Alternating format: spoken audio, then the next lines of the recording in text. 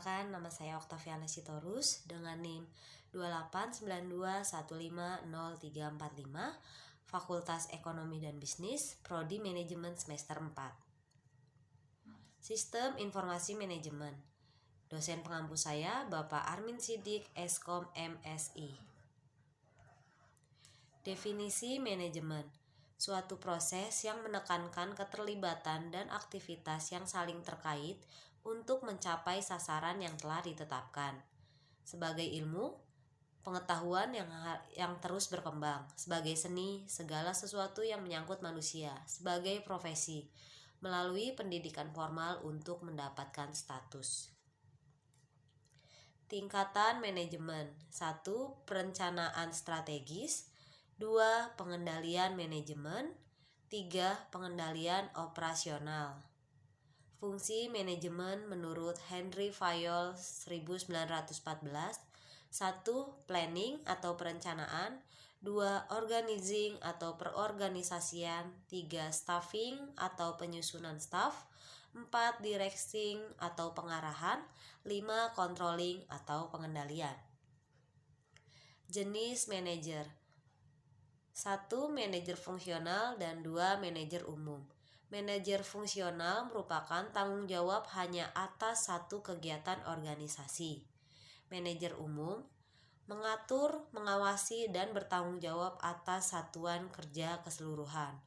Peran manajer: manajer bekerja dengan dan melalui orang lain. Manajer memadukan dan menyeimbangkan tujuan-tujuan yang saling bertentangan dan menetapkan prioritas-prioritas. Manajer bertanggung jawab dan mempertanggungjawabkan. Manajer harus berpikir secara analitis dan konseptual. Manajemen dan lingkungan organisasi. 1. Lingkungan internal organisasi.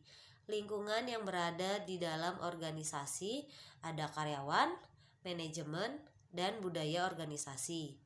2. Lingkungan eksternal organisasi. Semua elemen yang berada di luar organisasi yang berpotensi mempengaruhi organisasi. A. Lingkungan umum. Lapisan lingkungan eksternal yang mempengaruhi organisasi secara tidak langsung. B. Lingkungan tugas.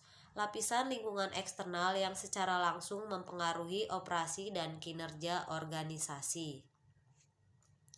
Perkembangan teori manajemen. Aliran pemikiran manajemen. 1. Aliran klasik. 2. Aliran hubungan manusiawi. 3. Aliran manajemen modern. Aliran klasik menurut Charles Babbage 1792 sampai 1871. A. Pembagian kerja melalui spesialisasi. B. Setiap tenaga kerja harus diberi latihan keterampilan. C. Mengembangkan program-program permainan. D. Menganjurkan kerjasama saling menguntungkan. E. Merencanakan skema pembagian keuntungan. 2.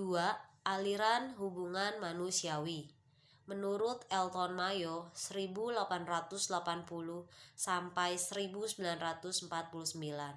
Menciptakan hubungan manusiawi yang baik, manajer harus mengerti mengapa karyawan bertindak seperti yang mereka lakukan, faktor-faktor sosial dan psikologi apa yang memotivasi karyawan.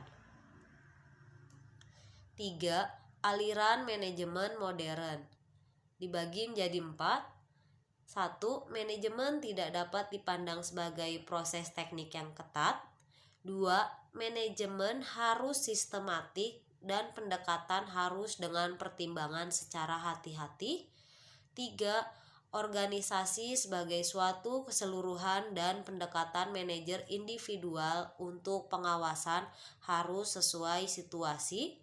4. Pendekatan motivasional yang menghasilkan komitmen pekerja terhadap tujuan organisasi.